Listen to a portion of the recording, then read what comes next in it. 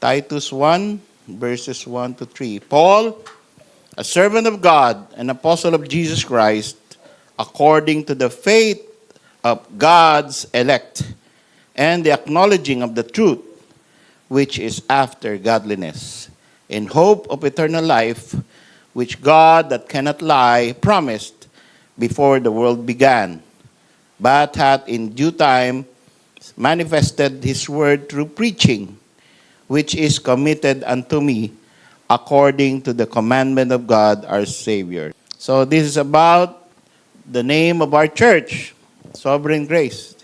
This is the main doctrine that we hold on to na hindi negotiable.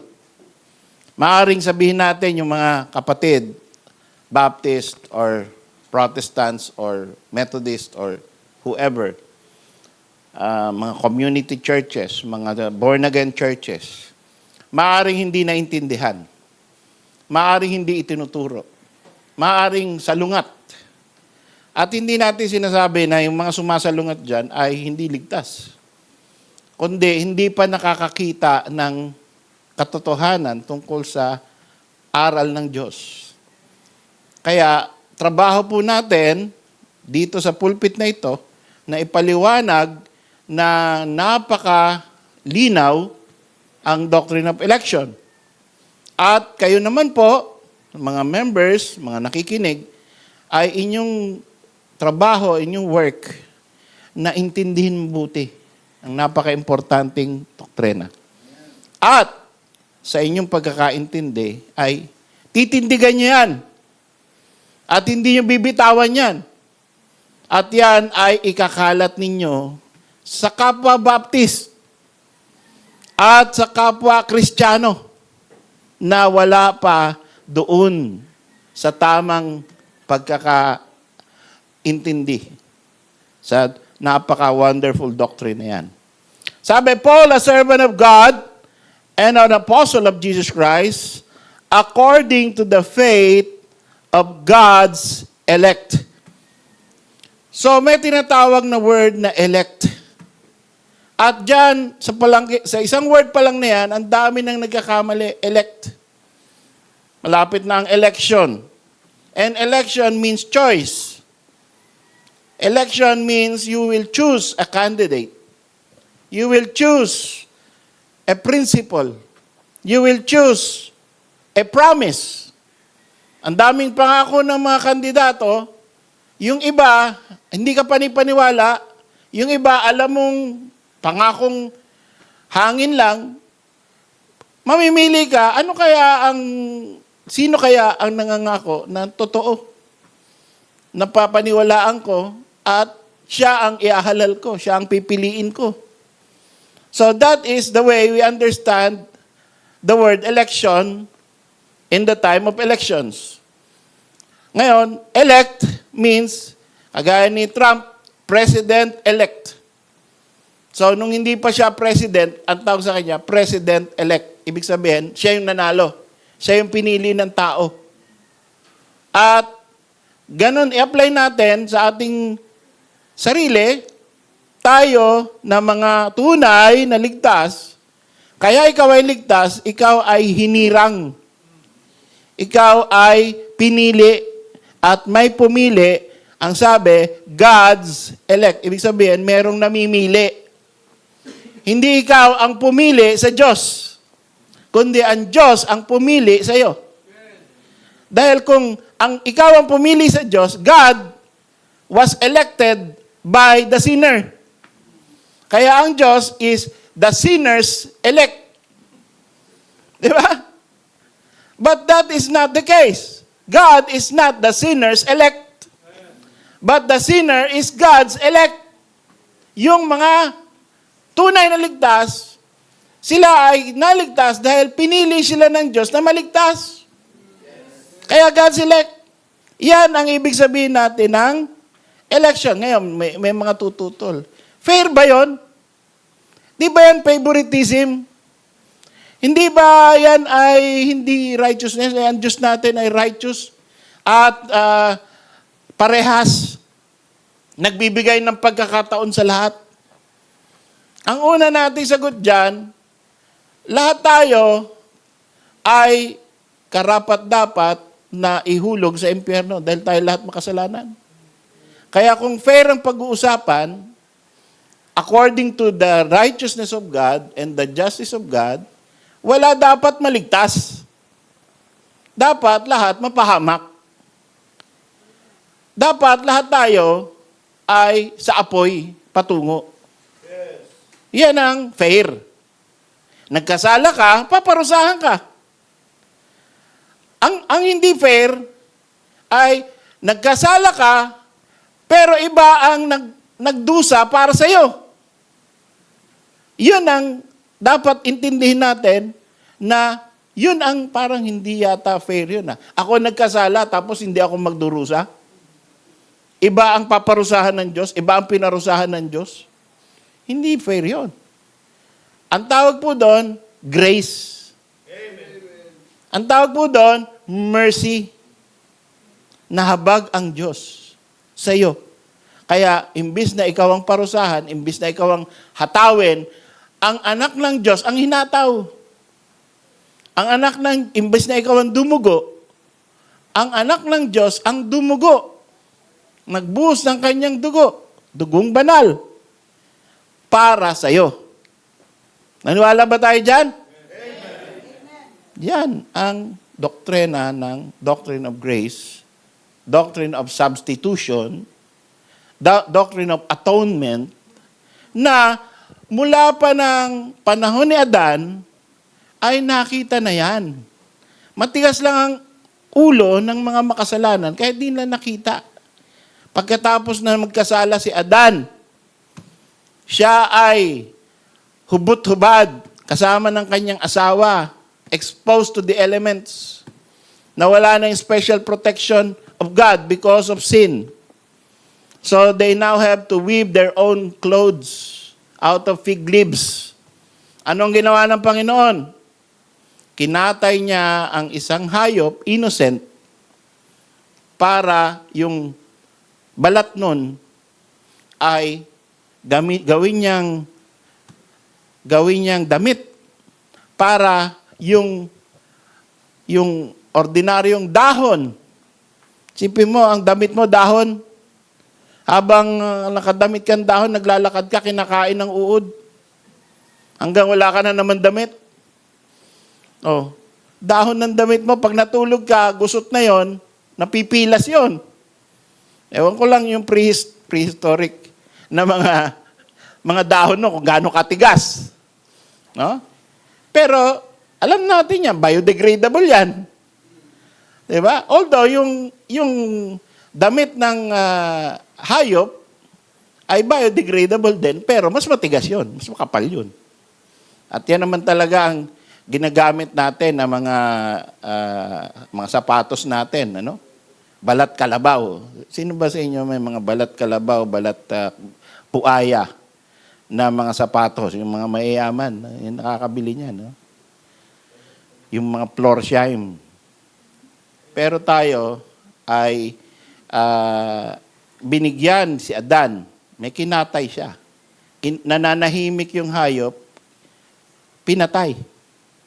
For the sake of the sinner. So, pagkaintindihin mo yon, somebody died, someone died, something died in your behalf. That is the story of redemption. In pictures na tinanggap ni Adan. And ultimately, it is a mirror of the future Lamb of God which taketh away the sins of the world. The future Lamb of God which was slain from the foundation of the world. So before the world began, meron nang nasa mind ang Panginoon na there will be sin, I will allow it, and then there is a remedy, the Lamb of God, He will be slain to redeem the sinners. Are you a sinner today? There is redemption for you by Jesus Christ, the Lamb of God. Siya ang ating tagapagligtas. Siya ang ating mananakop. At kung ikaw ay part of God's elect, maiintindihan mo itong mensahe na to.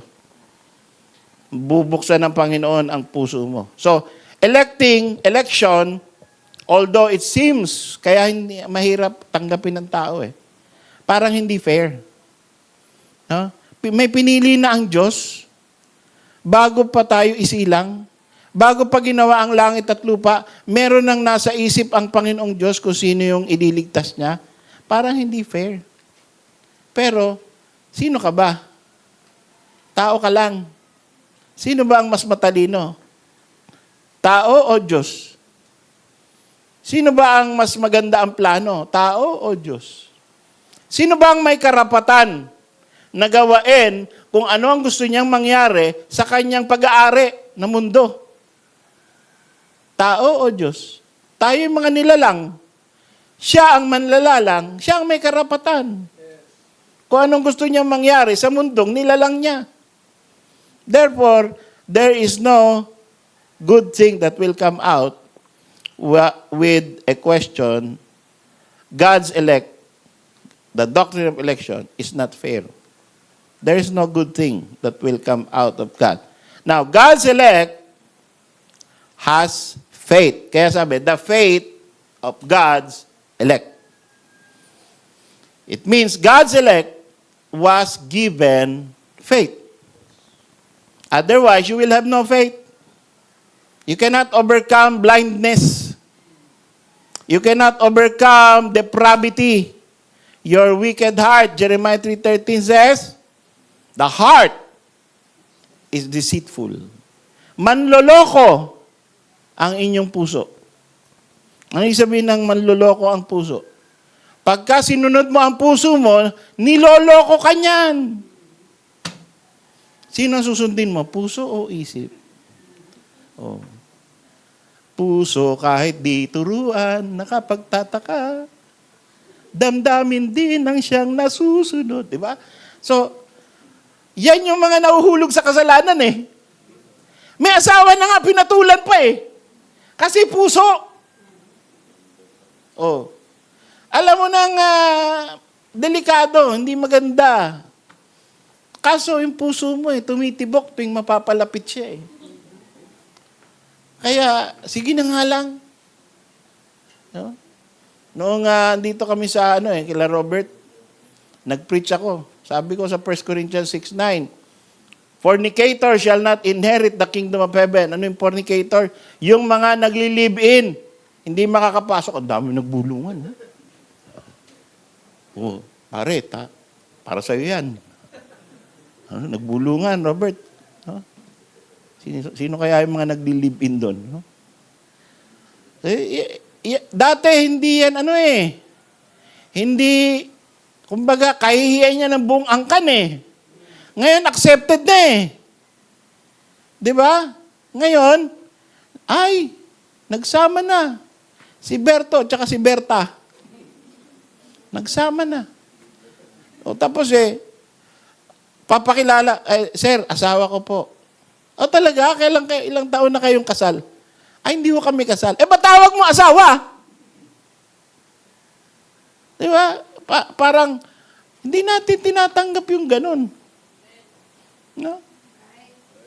So, fornicator shall not inherit the kingdom of God. God's elect has faith.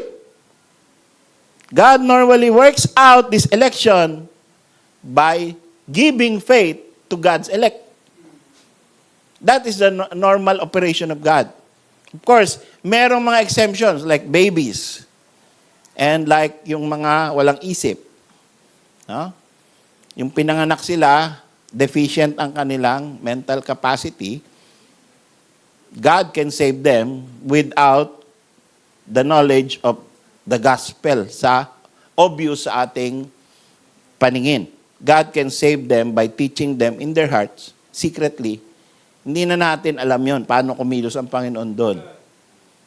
Hindi na natin maituturo yon because the Bible is silent. Kaya yan ay laging tanong ng mga iba na gusto mag-trick question Tuturo mo, the faith of God's elect means God's elect has faith. Paano yung baby? Paano yung baliw? Yung pinanganak na baliw.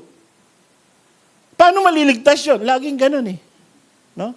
Iyon, Exceptions yun. Dahil may mga ganun talaga. Huwag natin pag-usapan yon. Pag-usapan natin yung majority ng mga tao na lumaki, nagkasala, may isip. Yan ang prospect natin sa gospel. At kailangan meron yan faith. Paano magkakaroon yan ng faith? Faith cometh by hearing. And hearing by the word of God. So preach, share, subscribe. Totoo yan, may YouTube channel tayo eh. Diba? O yung iba sa inyo, hindi pa nakasubscribe. Ilan ba na subscription natin, Brad? 200? 208? Tanong ko.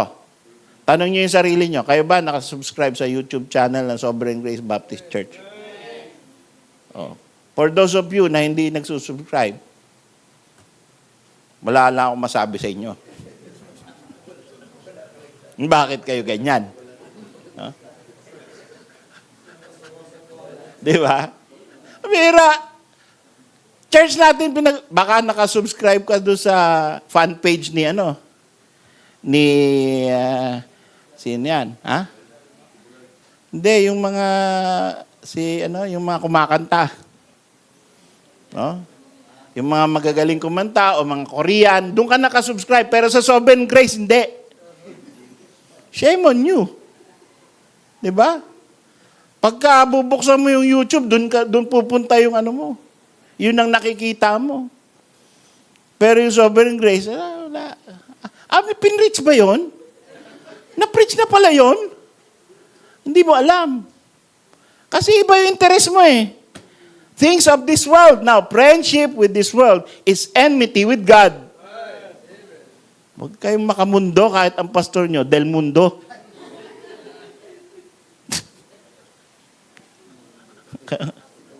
Okay? So, ang paliwanag natin dito, God normally, SOP, di ba? Modus operandi, that pag-elect ka, pagdating ng panahon na ikaw ay gusto nang iligtas ng Diyos, ililigtas ka niya, hindi sa pamamagitan ng panag-inip. Or may nakita kang anghel. Or meron kang paggising mo, ligtas ka na. Alam mo na lahat. Hindi. Usually, normally, by instrument of grace of God, there is preaching, there is the Bible, there is understanding, there is consciousness of sin. And then, you believe in the Lord Jesus Christ and you're saved. Pagka nangyari sa'yo yan, ma-realize mo na lang later on, kahit di pa alam yung tulip, after naligtas ka na, nagpasalamat ka sa Panginoon, tapos napasok ka sa church na tama, doon mo na lang malalaman, kaya pala ako lumapit sa Panginoon. Kasi before the foundation of the world, pinili niya pala ako. Glory to God.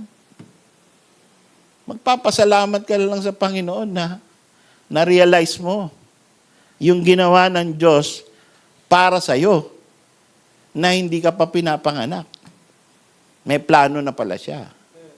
So you will appreciate the power of God, the knowledge of God, the planning of God, the wisdom of God. Lalago ka sa Panginoon dyan sa doctrine na yan eh. Kesa dun sa man-made doctrine na lahat ay up to you. Diba? Lahat ay man-driven, man-decision. The will of man is the one that prevails. So, kailangan magsikap ka. Tayo naman dito sa church nagsisikap eh. Kaya lang, alam natin na sa pagkatapos mong magsikap, wala pa ring result, it is God who works. Or may result, it is not you who should be praised. Diba? Ang daming result, ang daming attendance, ang daming naligtas. Hindi mo tatanggapin yung, ang galing mo, preacher, ang galing mo, pastor, galing mo mag-preach kasi. Kaya tingnan mo, laki ng building, dami tao. Tingnan mo, galing kasi ng pastor namin. Hindi natin dapat tanggapin ang ganong papuri sa pastor. Kaya yung ginawa niyo sa akin nung birthday ko, huwag niyo ulitin yun. Huwag niyo na ulitin yun na sabihin, kundi dahil kay pastor, in-invite ako ni pastor, puro pastor yun narinig ko Pastor Nilo. Nanliliit ako No? Sabihin niyo na lang na, glory to God. Di ba? Glory to God. Napunta ako rito. Glory to God. Niligtas niya ako.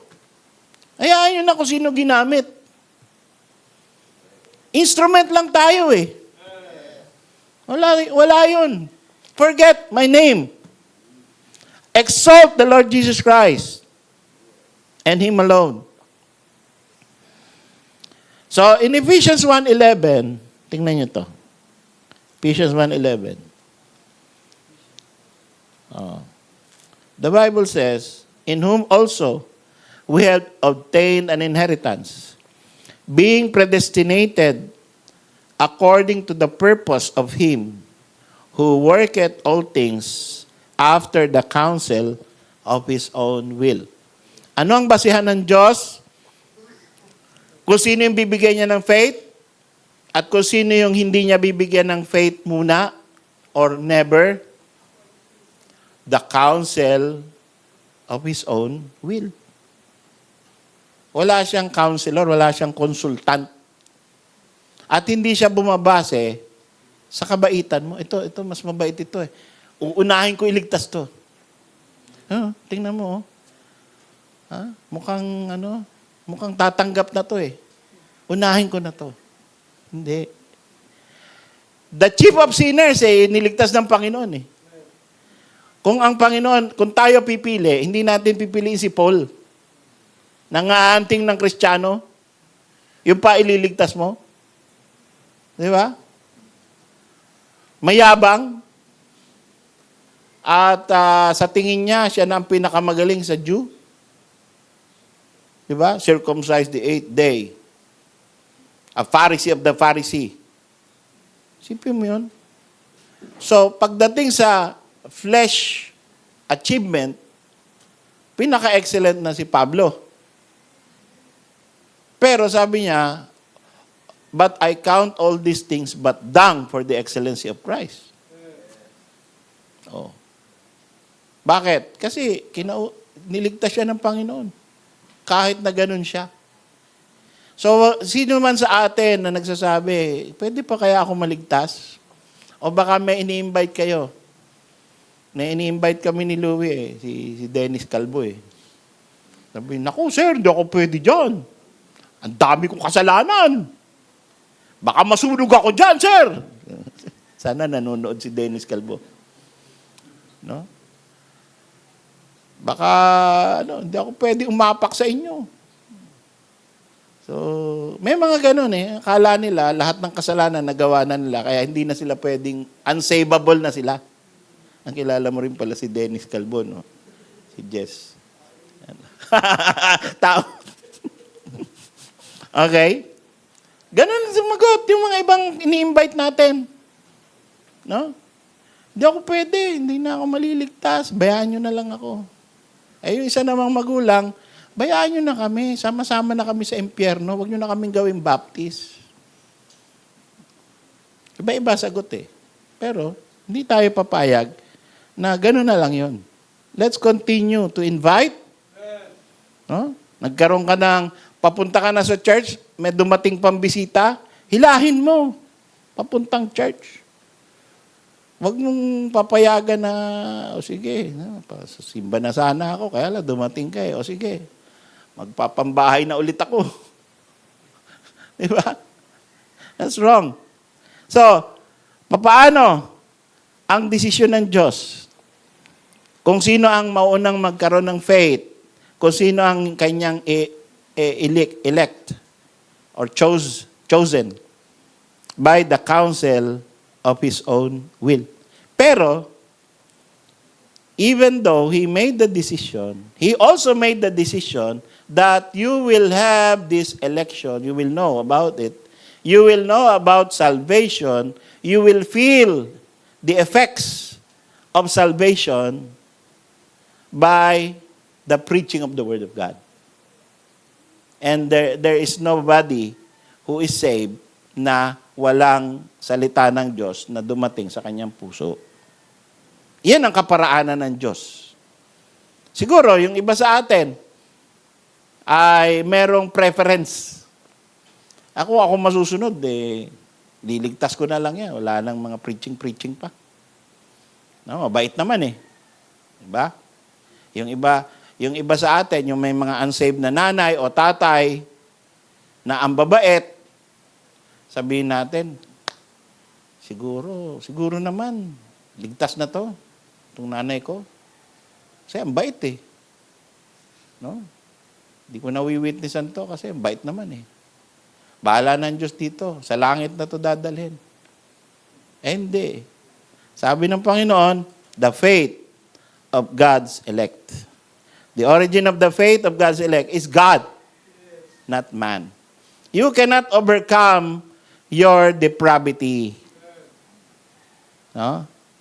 Kung bakit ka nagkaroon ng faith in spite na ikaw ay puro mali ang pinaniniwalaan mo, puro hidwa, puro rejection, iba-ibang sitwasyon, bakit mo na-overcome yon? Because God intervened in your life. Without God's intervention, without God's quickening, no one will be saved. No one will understand. Kaya nga sa Romans 3, di ba? There is none that understandeth. There is none that seeketh after God. All of them have gone astray. All have sinned and come short of the glory of God. That is the status. Yan ang default ng lahat ng tao. Ngayon, bakit merong mga mananampalataya? Bakit may naaawat sa kabulagan? Nakialaman Diyos sa buhay mo. At yun lamang ang dahilan kung bakit napunta ka sa unbelief, napunta ka sa belief. God intervened. Glory to God. Amen. So, God's faith, God's elect has faith. And God's faith acknowledges the truth. Tingnan niyo to. And sabi, according to the faith of God's elect and the acknowledging of the truth. So, ano nangyayari pag ikaw ay nagkaroon na ng faith? Paano mo nalalaman na meron ka ng true faith? You acknowledge the truth. Nagkakaroon ka ng truth ideas, truth sa hearing, nakukuha mo. You get it. No? Yung malalaman mo na ikaw ay mayroon ng tamang pananampalataya dahil may binibigay sa iyo na truth. Saan galing ang truth? Sa salita ng Diyos. The only final authority with regards to truth. Ngayon, merong mga truth. No, sa burol ni Michelle, meron ako nakausap. Ang truth niya, pagka ako ay gumagawa ng kabutihan sa mundo, siguro naman ligtas ako. Yun ang truth sa kanya. Sabi ko, saan galing yung truth mo? Sa akin. No? So, puro ganun lang. Umiikot lang sa kanya ang mundo niya at ang katotohanan niya, ang source, sarili niyang isip. Pero, ang tamang, masasabi mo ba na binigyan na ng truth ng Diyos yun? Hindi. Bakit? Ang tunay na binigyan na ng faith, which acknowledges the truth, saan ang source ng kanyang informasyon? Bakit siya may truth? The Word of God, the Scriptures. Iko-quote niya yan. Hindi niya sasabihin na, alam mo, Pastor, alam ko na ako'y nasa katotohanan. Dahil pinag-aralan ko na yan, pinag-isipan ko ng mabuti yan eh. Oh? Hindi ako masyadong familiar sa Bible kaya wag mo na i-share. Pero alam ko nasa katotohanan ako. Alam ko totoo itong paniniwala ko. Pero hindi galing sa Bible. Sa akin lang. para sa akin. Yan ang mga maririnig mo sa mga wala sa pananampalataya. They have their own self-made faith. And the source is their own study, their own minds, their own free will, their own, alam mo yan, free thinker. No? Pagka nakarinig kayo na, alam nyo, free thinker ako eh. Yan yung dangerous situation. Kasi ang paniniwala niya, galing sa sarili niya. Ang reference niya, yung kapwa niya free thinker. Iyon ang truth niya. Yung mga libro ng ginawa ng free thinker din. They encourage one another. And that is a very sad situation because they think they have the truth. They deceive their own selves. No, they are whose God is their belly and whose glory is their shame. Ever learning, but never ever coming to the knowledge of the truth. Isipin mo yun. May mga doctorate degree. No? Ang dami niyang alam sa mundo, ang taas ng IQ niya, pero wala siyang truth tungkol sa kaligtasan. Sayang. Dito, buti na lang tayo kahit mga average lang yung IQ natin. No? Sila, nung baptism ni Bioli, tsaka ni Bioli, may kasama kaming isang young people. Itong dalawa, sabi, alam mo, matalino ka. Sa tingin ko sa'yo, ang talino mo. Ha? Kasi tingin ko pala sa mukha mo, mukhang matalino ka na eh. So, minsan, merong mukhang matalino. Pero kung walang truth mula sa scripture, bobo yan. Oh! Sa harap ng Diyos. Bakit? Anong sabi ng Panginoon Diyos?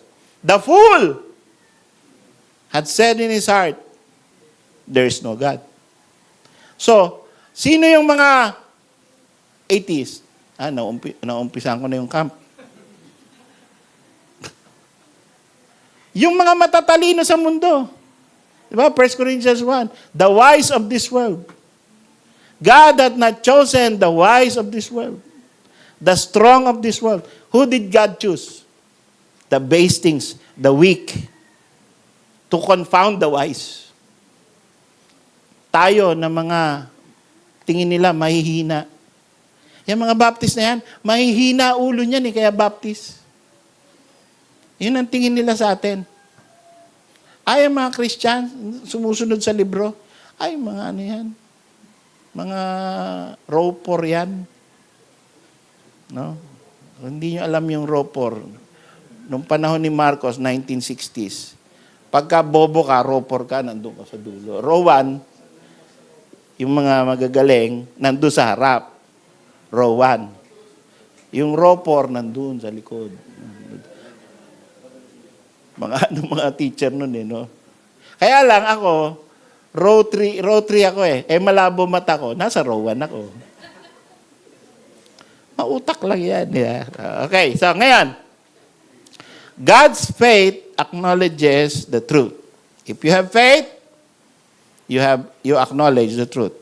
This preaching, if God has given you faith, if God has given me favor, you will consider this as truth. You will enjoy the truth. Nobody enjoys the preaching of lies. Diba? Kung may nagpipreach sa harap mo, tas puro kasinungalingan lang yung sinasabi, tapos alam mo naman, kaya lang siya yung speaker, amen ka ng amen, enjoy ba yon? Diba? Gusto mo, sige, okay. No? May hindi mo i-record yan, may hindi mo tatandaan yan, may hindi ka magte-take notes dyan, kasi trash. Pero, if God has considered me a preacher, then He will use me to speak the truth. And the people of God will enjoy the truth. The acknowledging of the truth. Acknowledge means you assent, you have mental assent, you agree, acknowledge. Kino-consider mo na yung naririnig mo, totoo yan. So, diyan nagkakaroon ng interaction. 'Di ba? Sa isang preaching at listening. Now, God's truth, paano mo malalaman na may truth na dumating sa puso mo? Ito, sabi, the acknowledging of the truth which is after godliness. Paano mo nalalaman na yung dumating sa'yo ay truth? Merong godly effect. Tinutulak ka sa godliness. Nagiging kang godly person. So, kung pagkatapos kong mag-preach, mga ungodly kayo, hindi truth yung pinrich ko. Tama? Oh. So, maka-Diyos kayo. Bilang tanda na ang ating church ay nagbabahagi ng katotohanan.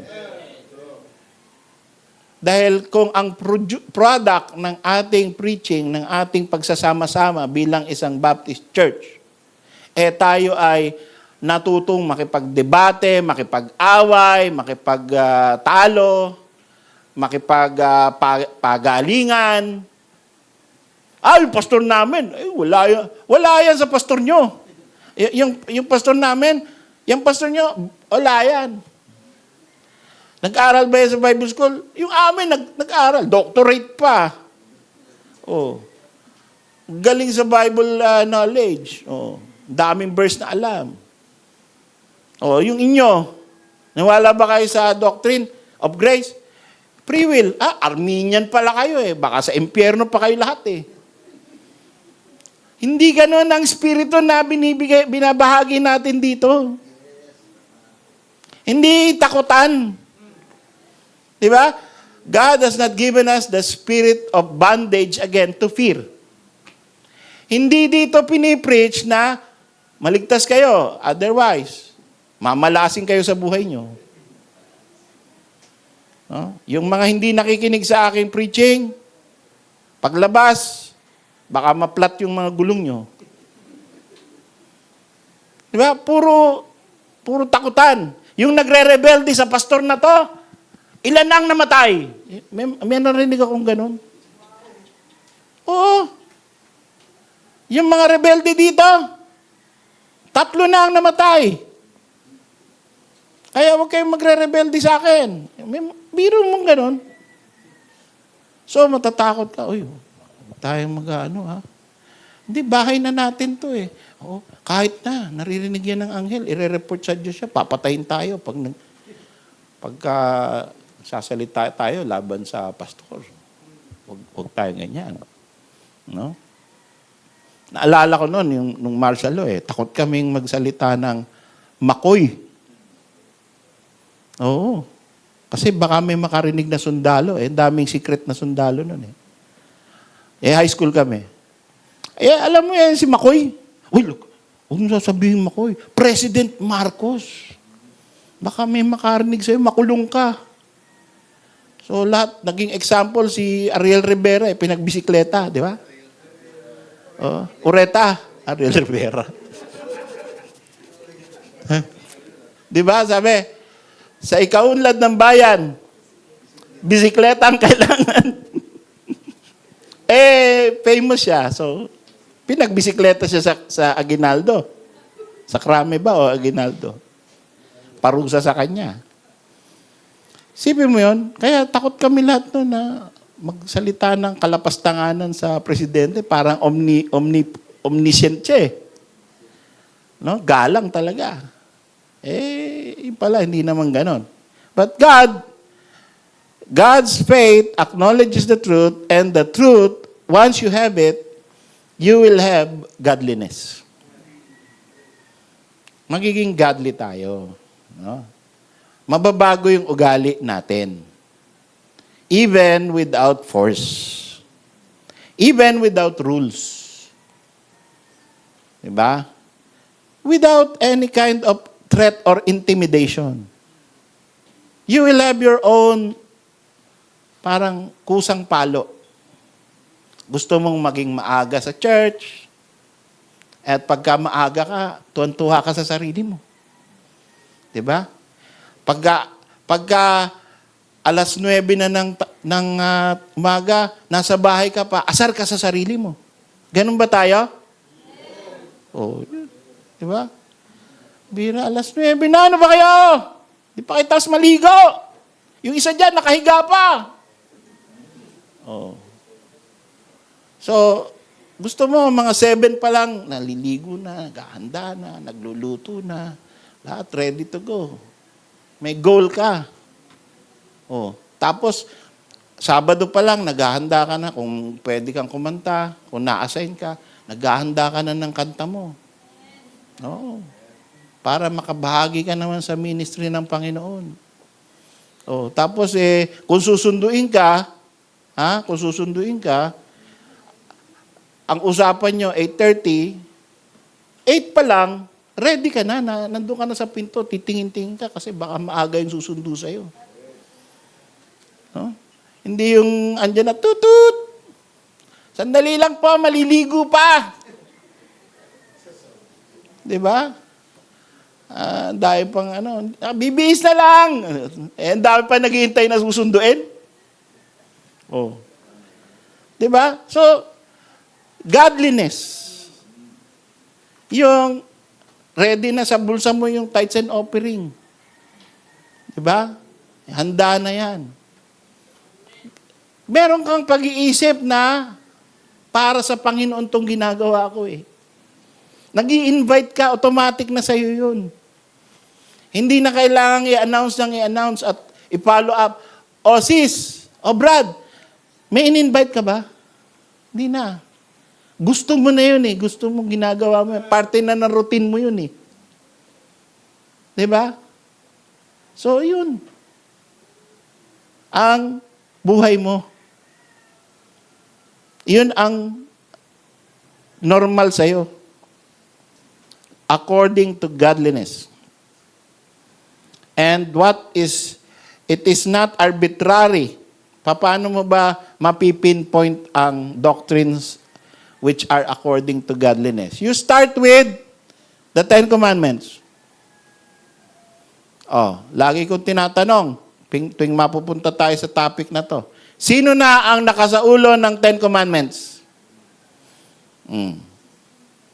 Sino ang honestly, hindi ko papataasin ng kamay, hindi mo alam, hindi mo kompleto yung 10, mga 9 lang o 7. Diba? Mahiya tayo sa sarili natin.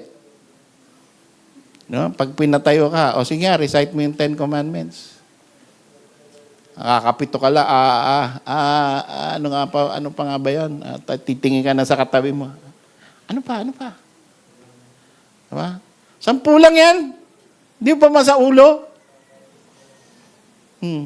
So, yan ang godliness. Moral godliness. Divine godliness. You start with that.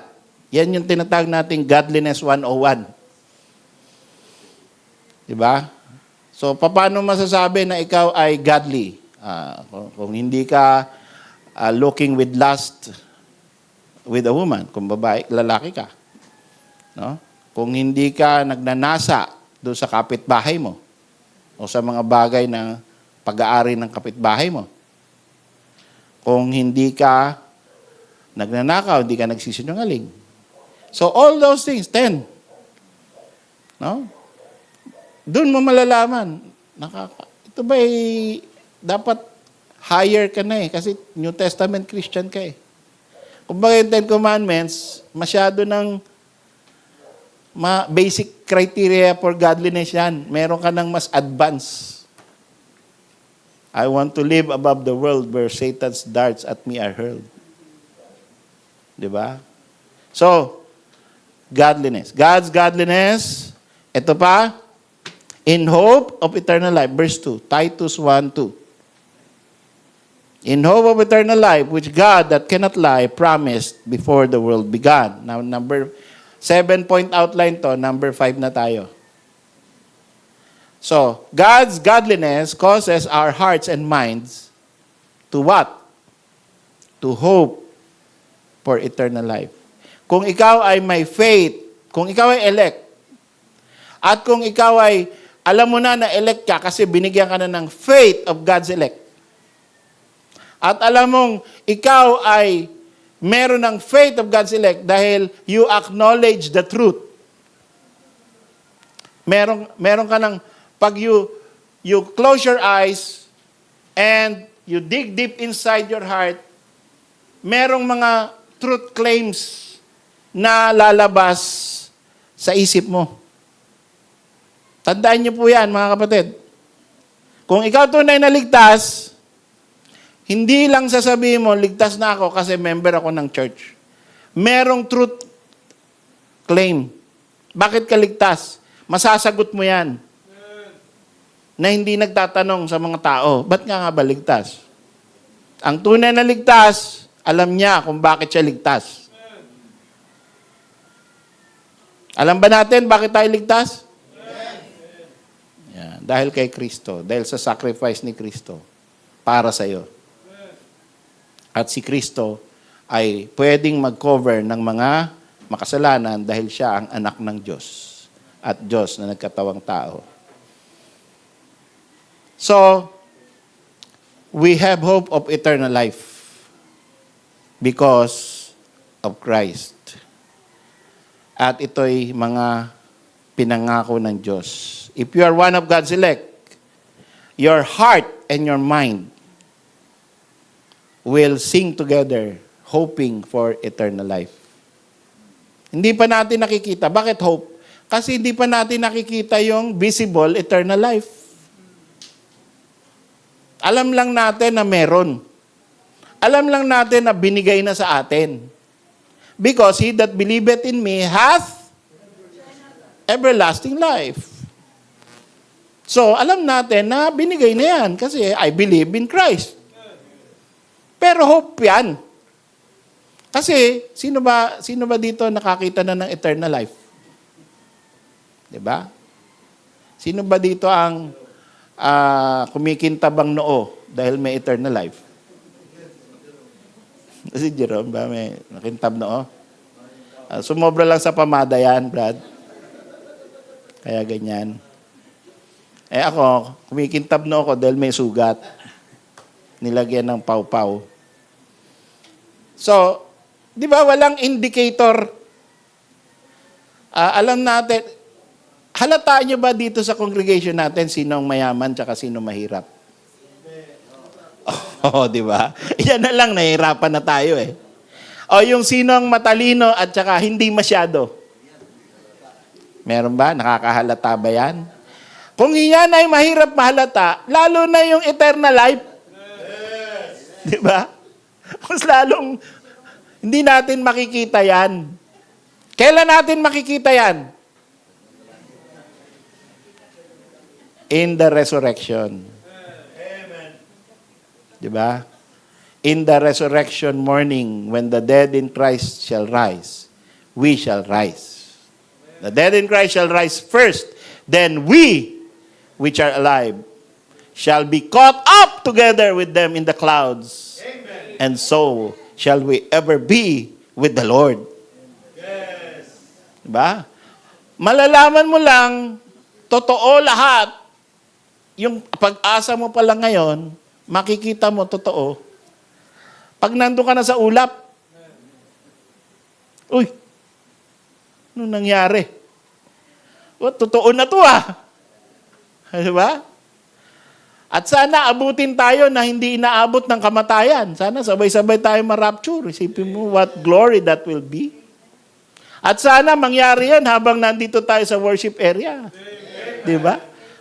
O samantala, baka yung iba nakapila sa lottery tsaka nag-rapture. What a tragedy. Di ba? Kapila ka sa lottery. Linga ka ng linga, baka may baptist. Huh? Sana wag na. Sana, uy, ando si brother, naku. Ha? 2, 15, 35, tsaka 6. Okay, bilisan mo. Diba? Baka yan na yung lumabas na yung inaasahan ko, 100 million. So, ito po ay, He cannot lie. Therefore, totoong mangyayari yan. Eternal life will happen and will be realized. You will see your body will be changed. So this is a blessed hope, a real hope, a hope which will surely come to pass because God cannot lie. Maaring mga tao, mangako sa'yo, di ba? Bigyan kita ng 5,000 pesos. Gawin mo to. Gawin mo yan. Puntahan mo yun. Oh. Tapos mamaya, hindi totoo, hindi nagsinungaling. Kagaya ng mga nire-recruit na OFW. Oh! Sabi nung si Mario, punta kayo dito kay Id Rashid. Mamumulot kayo ng pera. Pagdating doon, minumura siya. Walang sweldo, 3 buwan. Anong namumulot ng pera? Pinahama kami nito si Mario eh. Sabing gano'n. Buti na lang, di nyo kilala si Mario. Yung mga gano'n. No? Pinapahamak yung kapwa Pilipino. Oh. So, ang Panginoon, hindi marunong magsinungaling. Hindi pwedeng magsinungaling. Lahat ng sinasabi niya, totoo. Lahat ng pangako niya, magkakatotoo. Kaya, kung may buhay na wala hanggang ngayon, umasa ka, yan ay makikita mo mismo ng sarili mong mata. Anong sabi ni Job? Although my body, worms, will eat, yet in my flesh shall I see God. Naniniwala si Job sa eternal life. Sabi niya, kahit kainin na ako ng uod, matay ako, pero darating ang panahon, mabubuhay ulit ako, makikita ko ang Diyos sa sarili kong mata. Sipin mo bago pa yung sinulat ang Genesis, meron ng Book of Job. Supposed to be. Pero yan na yung paniniwala ng mga patriarchs. So it is sure, and the package deal, yung eternal life na yan ay package deal. Hindi lamang eternal life. Kasi, sabi nga nila, pagka ikaw ay masama at wala kang tagapagligtas, meron kang eternal life sa hell. So, hindi lamang eternal life ang pinapangako ng Panginoon Diyos, but eternal quality life, eternal joy, eternal peace, eternal forgiveness, and eternally dwelling in the presence of God. Number 6, God's promise is from everlasting to everlasting. Anong sabi ng verse? Which God has promised to them before the world began. Bago pa ginilang ang mundo, that's eternity past. Ay meron ng pangako ang Diyos na eternal life, that's eternity future. Sipin mo yun? From everlasting to everlasting ang pangako ng Diyos, ang plano ng Diyos. Bago kanila lang, bago ginawa ang langit at lupa, nasa isip ka na niya ng Diyos. Ililigtas ko tong tao na to, bibigyan ko ng eternal life, makakasama ko to forever and ever, tong tao na to. Sipin mo ganong pag-ibig ng Diyos yun. From eternity past to eternity future, nasa mind ka na niya. Minahal ka na niya. So, hindi, at yung kanyang pagmamahal, hindi magfe-fail. At yung pangako niya, hindi magfe-fail. Yung mga plano niya, hindi magfe-fail. Mga plano natin, nagfe-fail eh. Diba? Ang plano ko, sa April 17, 100% ng members ng SGBCI maka-attend. Kaya lang, may mga iba na may previous plan eh. No? So, may failure na ako. No? Tanyo ako, lungkot ko tuloy. Failure. Pero hindi ko control ang buhay nyo eh. Diba? Ako hindi ko nga control buhay ko eh. So, by the grace of God, we will live and go to Mexico on April 17 and enjoy. No? And be happy. So, pero ang Panginoon, pagka nagplano, hindi nagfe-fail. Pagka nangako, magkakatotoo. That is our God. And when the day of the Lord comes, you will see. No? Paboritong ng misis ko ngayon, yung just think of coming ashore and finding it heaven. Ayaw niya kantahin, naiiyak siya eh. Ako din tuloy, naiiyak. Kasi dramatic yung kanta, yung lyrics, no? Just think of going ashore and finding it heaven, of touching a hand and finding it God's, of breathing the air and finding it celestial. Celestial air, ano kaya amoy nun? No? Yung pagdating mo sa kabilang buhay, totoo lahat. Everything is true. And you will breathe the air of heaven. Of course, ibang dimension yun. You will feel the touch of God, the very hand of Christ. You will hear heaven's choir and the praises of the 24 elders bowing. Holy, holy, holy is the Lord God. Hallelujah. For the Lord God omnipotent reigneth. So yan ang environment, new environment. No? Wala ka na maamoy na basurang inuud. O wala ka nang mararamdaman na pain. No? Pagka 65 ka na, tuwing gigising ka, may pain. Di ba? Pagka senior years, hindi mo na maiwasan yan. Whether naka-aircon ka, sumobra lamig, pero lang kung meron kang environment control sa bahay mo. Pero, masakit. Masakit ito, masakit yan, masakit ang sugat. Pag pangit ang bahay mo, bawat kilos mo, masusugatan ka.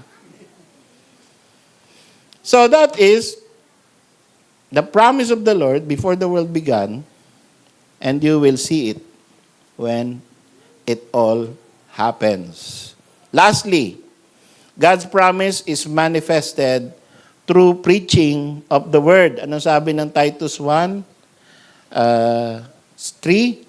But hath in due times manifested His word through preaching. Kaya may preaching tayo. No? Kaya hindi tayo sabay-sabay nagsasalita. Kasi pag sabay-sabay tayo nagsasalita, magulo. May preaching. May nakikinig. Ngayon, binibigyan ko ng pagkakataon yung iba. Minsan, ako nagpipreach. Minsan, iba nagpipreach. Wala pa akong narinig na nagsabi, na-convict ako doon kay Pastor Nilo preaching. Pero ang dami nagsabi, na-convict ako sa preaching ni Brother Jerome. Mas maraming nagsabi, nakaka-insecure. But glory to God. No? At bibigyan natin ng pagkakataon lahat ng kalalakihan dito. At sana sabihin nyo rin yun na bless kayo. Kagaya nung sinabi nyo kay Jerome. No? Para, everything is fair. Okay?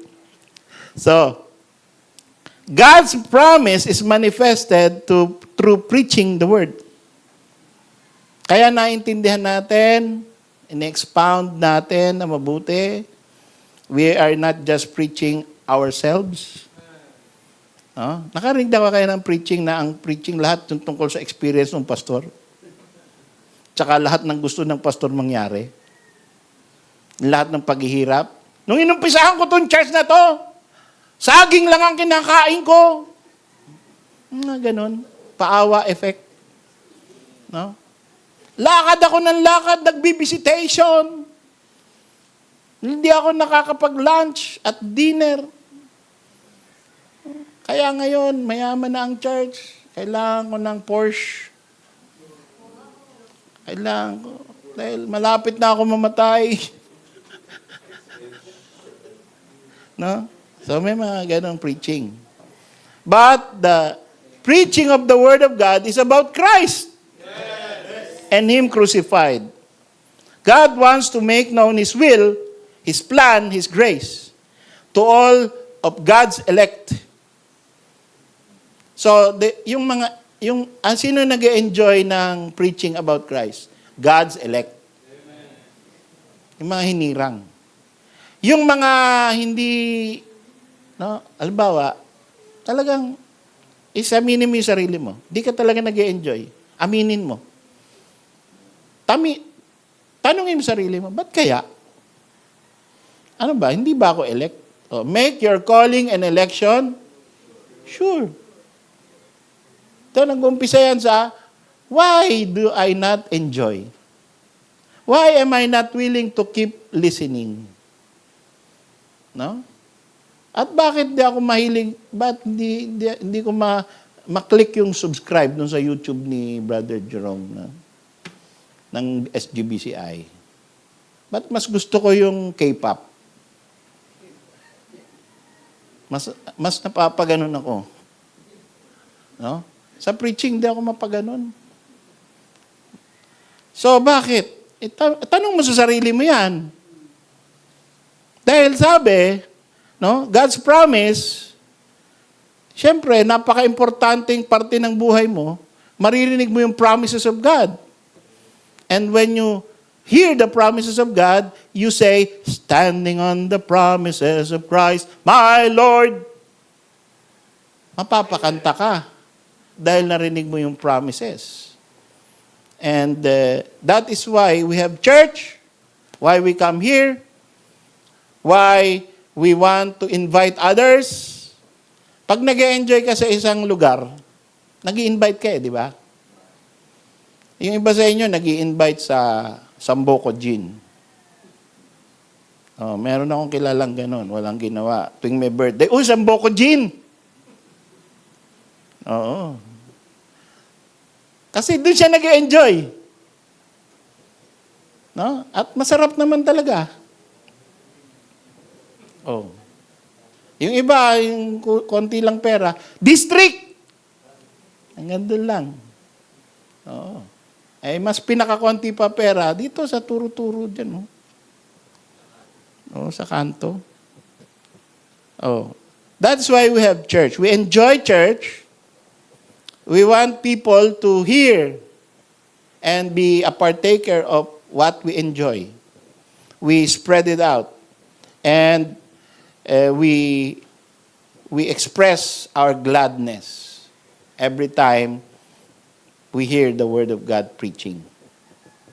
So, are you one of His elect? Nahalata mo na ba yan sa buhay mo? Have you made it sure? Do you hope in eternal life? Do you trust God in His promise? Meron ka bang confidence na ikaw talaga ay isa sa mga pinangakuan ng Diyos? Ikaw ba ay nagtitiwala na ikaw ay ligtas dahil base sa banal na kasulatan lamang at hindi sa sarili mong feelings? Yan ay kailangan na mangyari sa bawat isa. At kung hindi yan totoo sa buhay mo ngayon, then examine yourself whether you be in the faith. It's not because andito ka na, lagi ka nandito, means you are saved. Keep on examining yourself, prove your own selves, and trust the promises of God. Tayo po'y tumayo.